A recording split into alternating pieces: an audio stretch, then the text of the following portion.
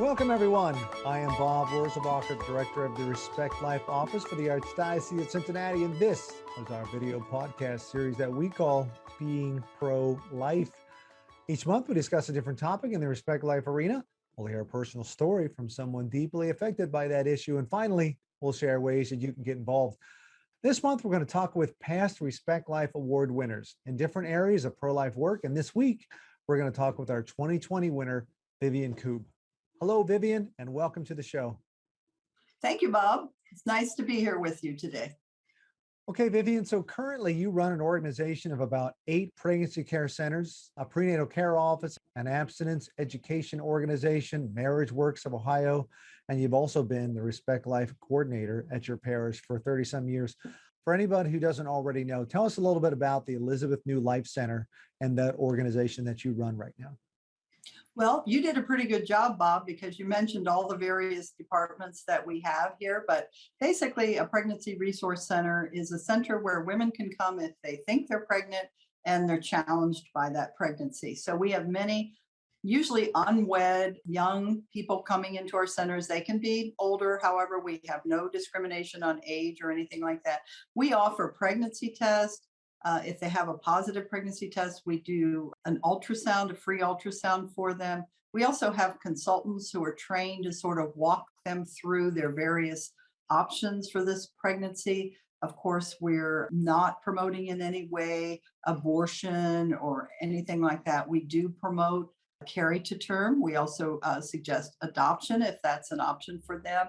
And we work with them over a long period of time. It's not just come in and you're done. We have a vast program of educational materials that we offer them, and we call it Earn While You Learn, so that they can earn baby bucks. It's a token economy system. They can earn baby bucks that they can spend for things that they would need to take care of their child or any children that they already have.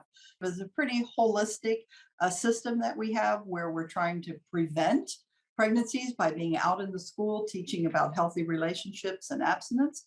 And then we're helping women who find themselves in a pregnancy. We also offer full prenatal care in our Dayton location. So we're completely offering them that medical option and walking them all the way through delivery and postpartum.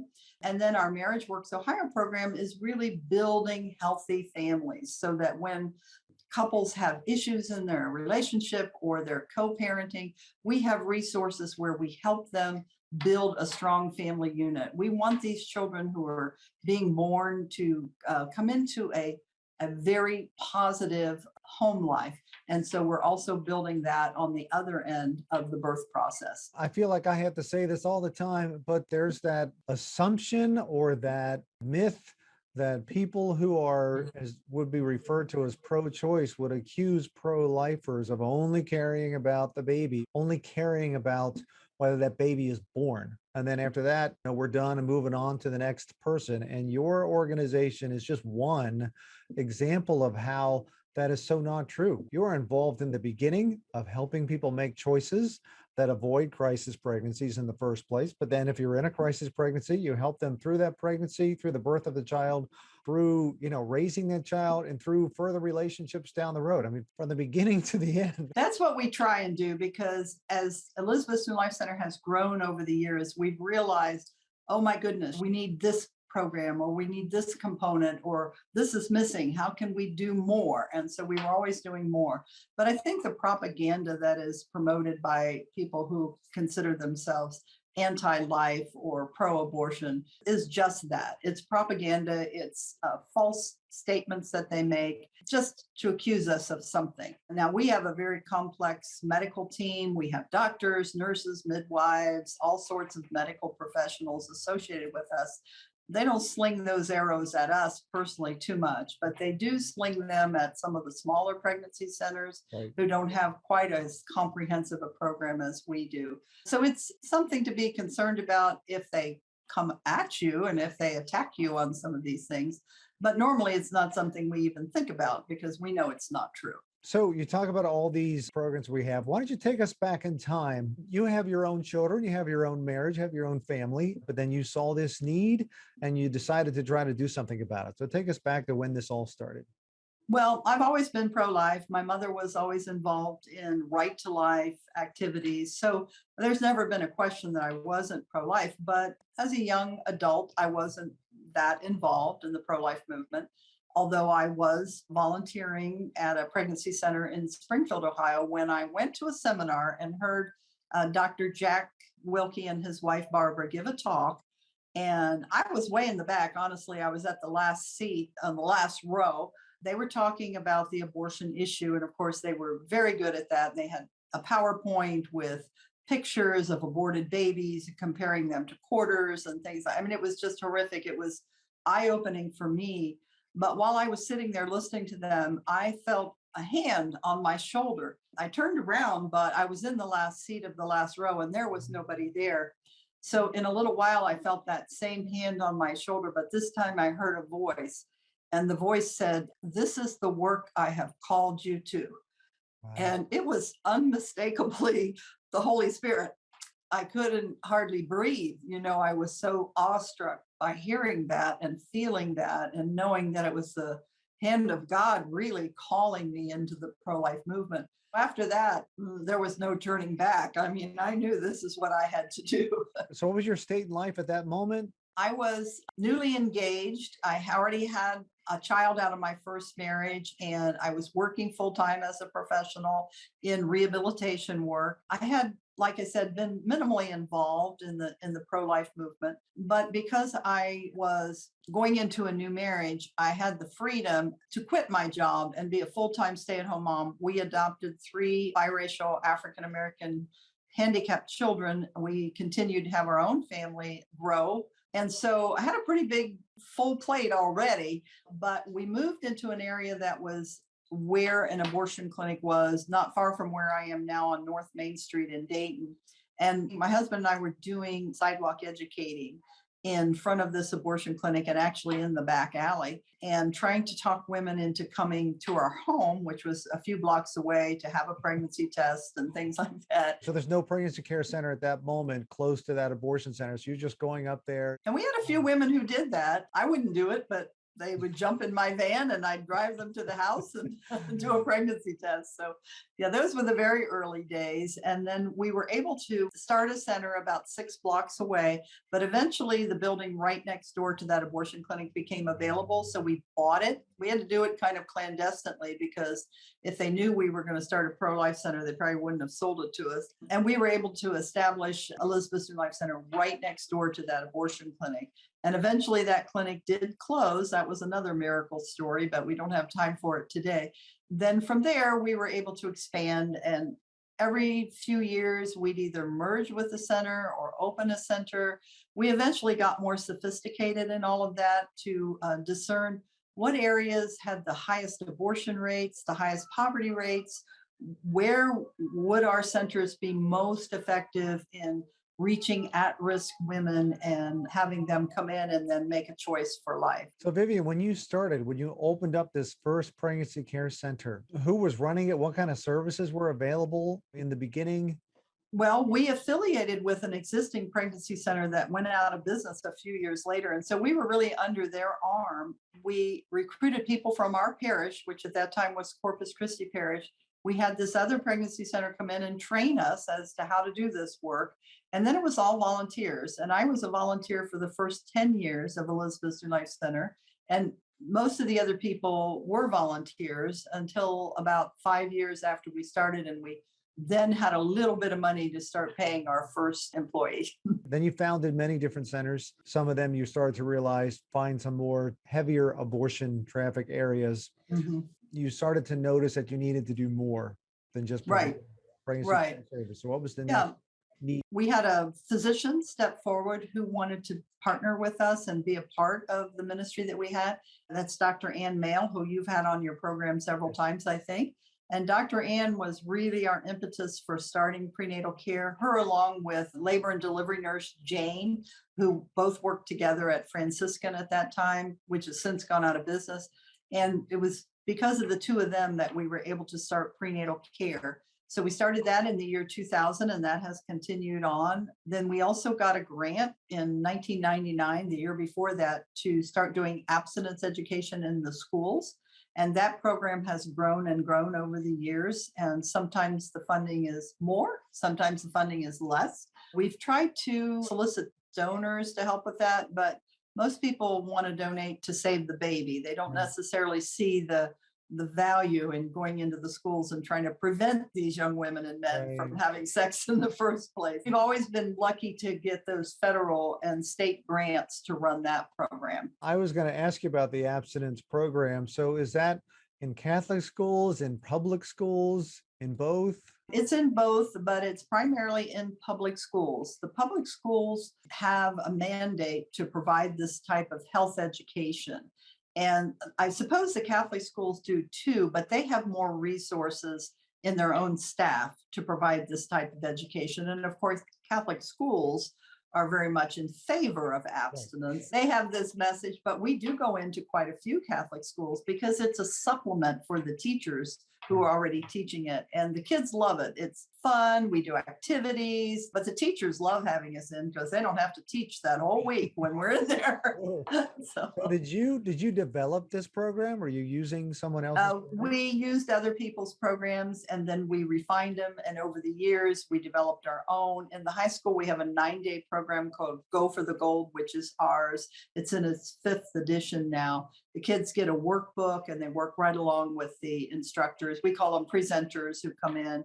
And then in the middle schools, we use somebody else's program called Relationships Under Construction and Aspire, which are not ours, but we use them and they're very effective with those middle school kids. So then Marriage Works is another thing that you founded. Tell us about that a little bit. From a similar perspective, we realized that we wanted these babies, as I mentioned earlier, to be in healthy families so that they could grow up with good value systems and with the nurturing they needed and the support that they needed to become whole and healthy human beings.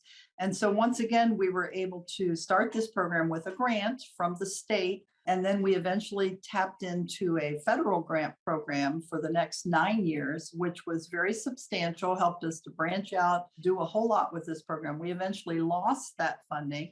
And now Marriage Works Ohio is almost totally being funded privately from donors. We do get a little bit of state money through TANF funds, or we did the last biennium. It ended June 30th. So we're not sure yet whether we'll continue to get any funding from the state.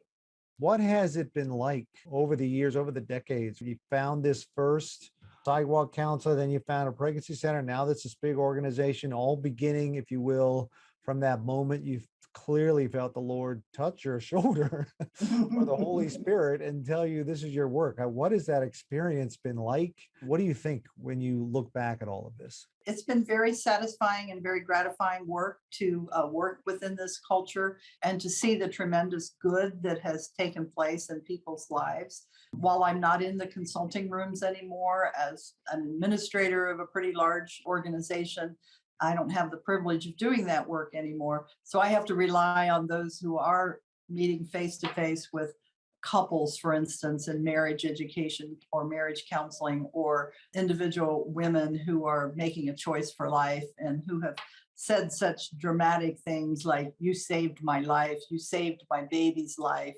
I don't know where I would have been if it wasn't for the Women's Center or Marriage Works or whatever it is. So lots and lots of positive feedback, but many challenges along the way. Finances are always a challenge, and sometimes the community spirit is wonderful and sometimes it's not so great. You know, you sometimes have people come against you. We've had people picket our centers, different things like that are a challenge. Sometimes the newspapers will print something that, of course, is not true, but they print it as if it is true. And so you have to go against that or whatever it is. So, you know, it's a challenge to, I think, in any nonprofit, any organization of any size. We have staffing issues sometimes, hard time filling our ultrasound positions these days. We want to have ultrasound available every day, every hour that we're open. And it just breaks our heart that we can't do that right now. But the devil comes into play in pro-life organizations. And oh my goodness, 2 steps forward, 3 back sometimes. But we persist, and our staff is so faith-filled and they're so prayerful, and they just don't let anything stop them. I mean, they're very determined to continue. So it's rewarding. So, I think of probably every single prophet. Moses was complete, when God called him, he was talking about having the stutter. Jeremiah, too young. Did you have feelings like that? Do you still have feelings like that? God, why me? Did you struggle with that? That we're saying, why are you calling me? I can't do this. So that others who feel like, well, I can't do anything, you can. We all have gifts.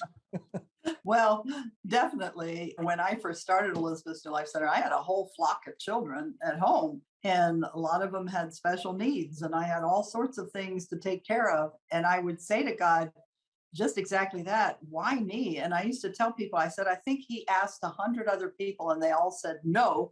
And he finally got down to me, and I was the dummy that said yes. Oh my goodness. Do you have maybe a little more detail of a story, of a quick story you want to share that might be inspiring, for people to hear that were somehow you encountered that your organization was able to help? Last year, we started a program of providing scholarships for some of our women. And so I was in charge of doing the vetting for all of the applications for the scholarships. And then we had a committee to interview our final like 5 women.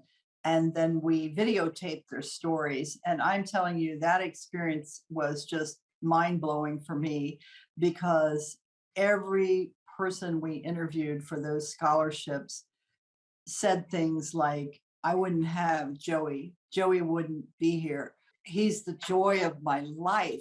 And where would I be without him? He's brought cohesion to our family or whatever. And just story after story of women who were so grateful that they came to our center and somebody was there for them. One story in particular, a woman by the name of Eva, and we have permission to use her name and her story. She lived in Cincinnati, and she had an appointment at Planned Parenthood, but they couldn't see her for a week. She was going to have an abortion, and she was calling around on a Friday night and found our women's center in Dayton that was open until 5, but she called them at 5 minutes to 5, and she was in Cincinnati. And they said, are you coming now? We'll wait on you. So they waited an hour for her to get here from Cincinnati.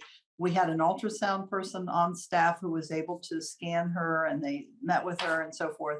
And she chose life for her little one. She said, I couldn't believe how kind they were. They stayed an hour later, actually more like 2 or 3 hours by the time they ministered to her and did all the services and everything.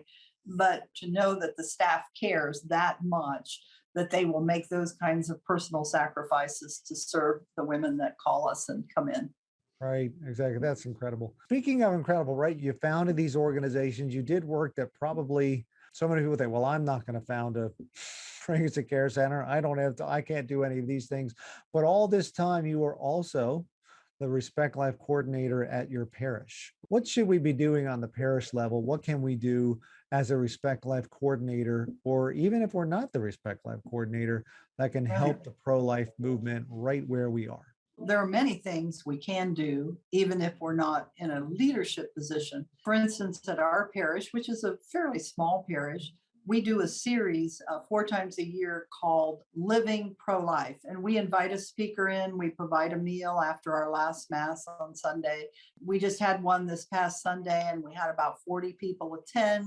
That person for this particular series, she was talking about all the things you can do as a pro-life person. So get involved in 40 Days for Life, pray at the abortion clinic, participate in Life Chain, help pregnancy centers. Pregnancy centers need volunteers in many capacities. Pregnancy centers need funding. There's also Right to Life organizations, which do advocacy and legislative work and sometimes direct ministry to clients. Like here in Dayton, we have our Dayton Right to Life has a baby pantry, and they provide clothing and so forth.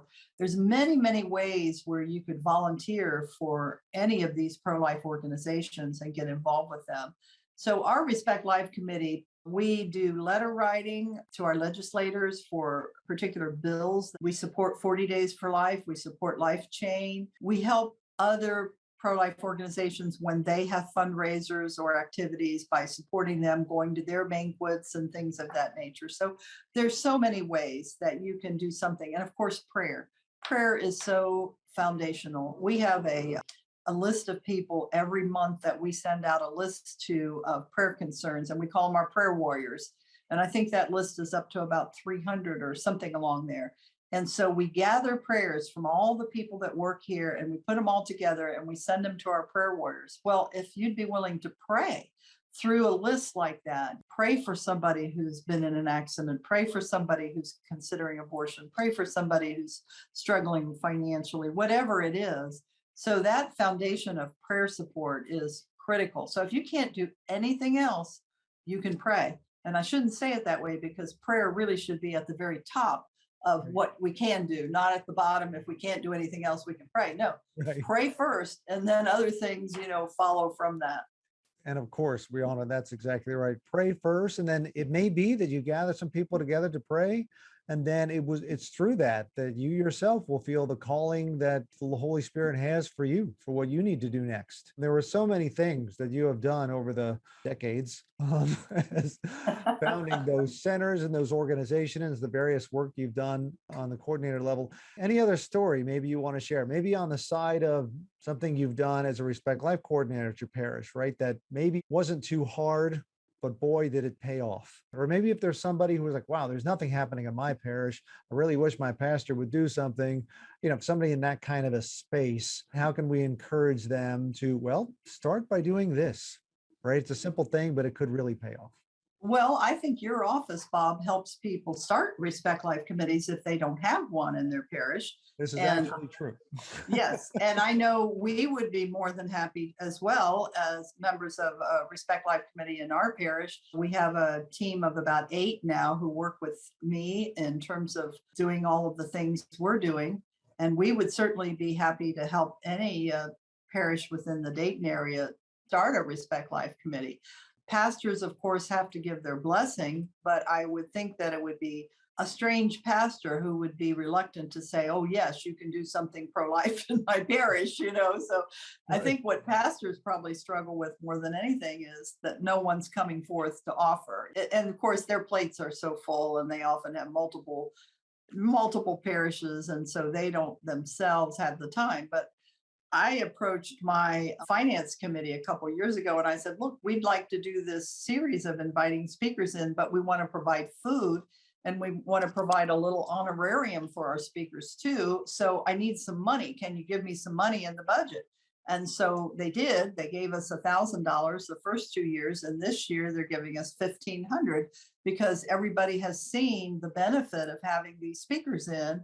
And it has energized the parish in new ways, got more people excited about the pro-life work and more people knowing what's going on in their own communities than we ever had before. You start small, you do what you can, praying together, doing a pro-life rosary. We were able to put the prayer from Father Frank Pavone in the front of all of our missals. And so every time we have rosary, we end with the pro-life prayer. And part of that pro-life prayer says, I will be involved in doing something in the pro-life movement. So the fact that people are now praying that prayer, it gets in their head every time they pray it. Well, what am I doing in the pro-life movement? There's just so many ways that people can be involved.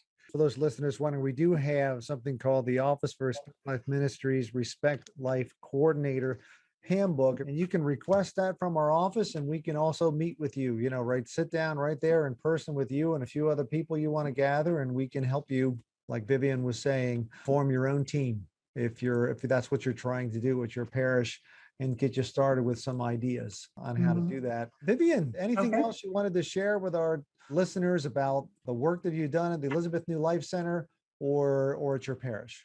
I just wanted to put a plug in for adoption as well. My husband and I started out as foster parents working for Catholic Social Services, and then we moved into adoptive parents. We adopted a sibling group of 3, 35 years ago, maybe now. And it has been a hardship, but a blessing at the same time. There are so many children that are in foster care, waiting and praying and hoping that they will get a forever family. And, these kids aren't always perfect. They've had tough times in their past. They may have been like our children. Their mother was an alcoholic and a drug addict. So they have what's known as fetal alcohol syndrome. So they'll never be what you call normal, but their basic human rights, their basic human needs need to be met by a family. Foster care is wonderful, but foster care is temporary. And so many of these kids, they get so discouraged because people are not wanting to adopt them. And I know, Bob, you have adopted children, and so I know you know the value of a forever family for these kids. So that's another thing I would just plead with people to consider is open your hearts, open your homes, and see if the Lord is inviting you to have another child or more in your home that can be your children forever. And we have, oh golly, 9 grandchildren from these children that we've adopted. So, and 2 great grandchildren now. So there's blessings all through the generations from adoption. Thank you so much for that as well. That's true. There are so many children in the foster care system, especially that really need forever homes. There are many more children than there are families willing to adopt them. So that is something you can take to prayer, and that is something that you can consider. That would be a great gift to so many children and to your own family as well. Comes with challenges, but there are so many blessings that come from it at the same time. Well, thank you so much, Vivian, for taking time with us today and sharing your story about the founding of Elizabeth New Life Center, about the other organizations related to that, and then the great work you've also done as a Respect Life coordinator at your parish. So thanks for spending time with us today. Thank you, Bob. It's been delightful. I want to thank all of our viewers and listeners for tuning in this episode of the Being Pro-Life series. Head to the website to view more resources talked about in this episode at www.catholicaoc.org/beingprolife. Thank you again for joining us today. I look forward to being with you next time.